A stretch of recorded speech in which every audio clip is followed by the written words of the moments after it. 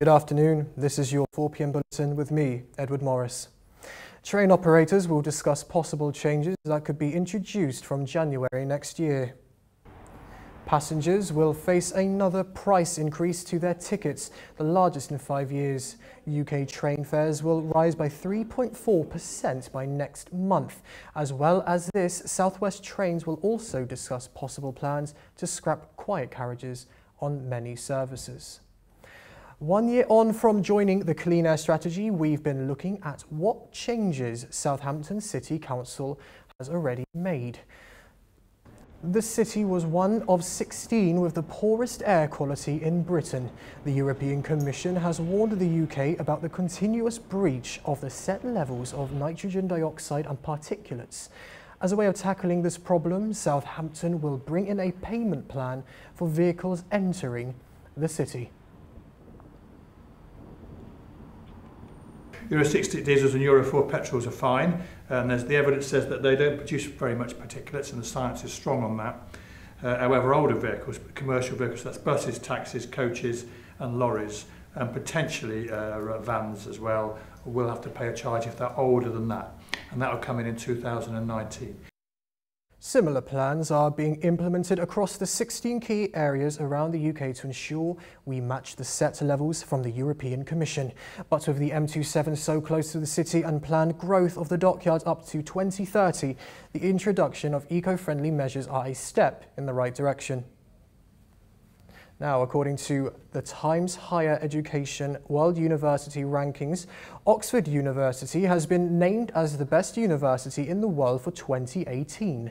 Oxford is joined at the top with fellow British Uni Cambridge, with Stanford in California and California Institute of Technology at joint 14 years where an American university hasn't been in the top. Southampton University's Vice-Chancellor has admitted to being a member of the Senior Salaries Committee deciding on his own pay. Sir Christopher Snowdon earns £433,000 a year, but insists he was not at the meeting when the committee agreed on his pay package. And on Friday, the university stated the Vice-Chancellor was not on the committee at all. The issue came to light after the university and college union noted Snowdon's salary had increased by £80,000 since last year. Maureen Corley from the UCU thinks universities need to look more closely at their spending. Well, I think that universities need to look at their governance, and part of that is that they need to share the minutes of the meetings that set pay. And we believe that students and staff must be given a seat at the top table to provide some effective scrutiny. Right, and now for other news. The Royal Navy is launching their new aircraft carrier today. The Queen Elizabeth commissioned the vessel and named after herself at a special ceremony in Portsmouth earlier today. With me right now is Leanne Castle, who is a royal correspondent. Hello, Leanne. Hello. So, can you tell us what's going on and tell us a little bit more about this? Okay, so the Queen was in Portsmouth today and she spoke at a ceremony at the naval unit in Portsmouth. She was accompanied by Princess Anne as well as the Defence Secretary. Her Majesty is the ship's lady sponsor, which essentially means the ship was named after her. And this is the first of 2 carriers the Navy say are symbolising the power of the British military. She addressed guests before the captain of the ship read out his commissioning warrant and the ensign flag was raised. This is the white flag that symbolises that the ship is now officially part of the Navy's fleet.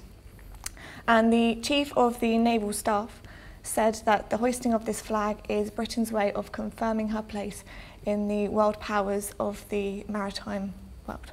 That's all very well and good, Leanne, but where does the ship go from here?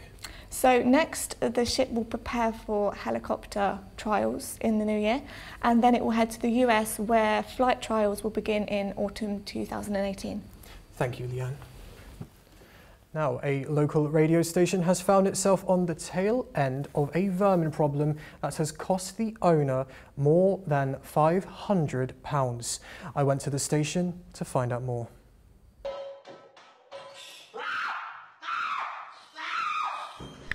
Rats. For most people, nothing more than a joke and a laugh. usually harmless. But not for Unity 101, an Asian and ethnic community radio station which recently discovered that they had a serious rat problem which cost them almost £1,000. The problem had become so severe that they had to call in a specialist, replace their carpets and had to dispose of decaying rats. I caught up with the station manager of Unity 101, Ram Kalyan, where he told me how he dealt with the problem. We called in a specialist which involved taking the floorboards and the carpet off, and we then discovered a dead rat in the very foundation of the building. Now, most people will not know it's there, and you are always advised to bring a specialist in to identify and then give treatment and disinfection so it doesn't come. More importantly, you need to be on top of it all the time so it doesn't actually create any problems, not only to your building but to humans as well, because they can create infectious diseases. After listening to Ram Kalyan's story, I decided to look further into it and asked Sami Ullah, who is a pest control expert, to see what health problems rats can bring. Well, rats carry two types of disease. What is directly transmitted disease? The first one, is leptopyrosis. That's a bacterial disease coming into contact with infected water or food or something you consume, and you get that disease. The other is hantavirus pulmonary syndrome. That is when the rat's droppings or the urine contaminated dust you inhale, and But despite the smell, it'll take more than just that to ward off this volunteer.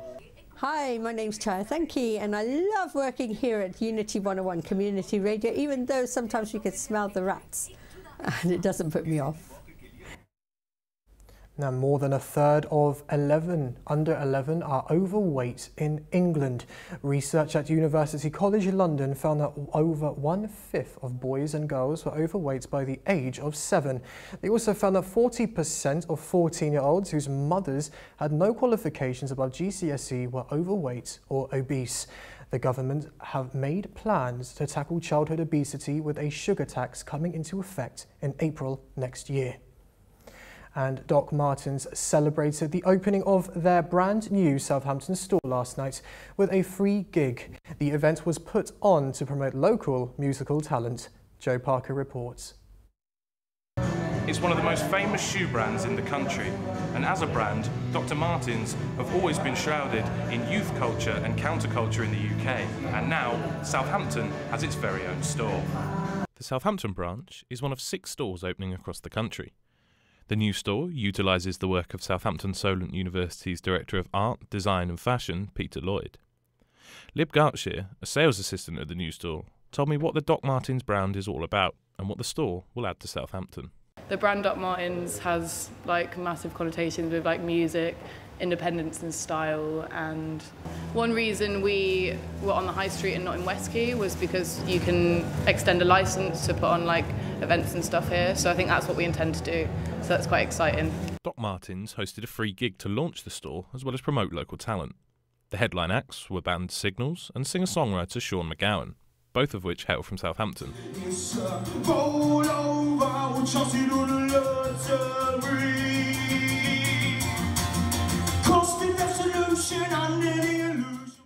McGowan spoke to me about the importance of high street shops supporting local talent.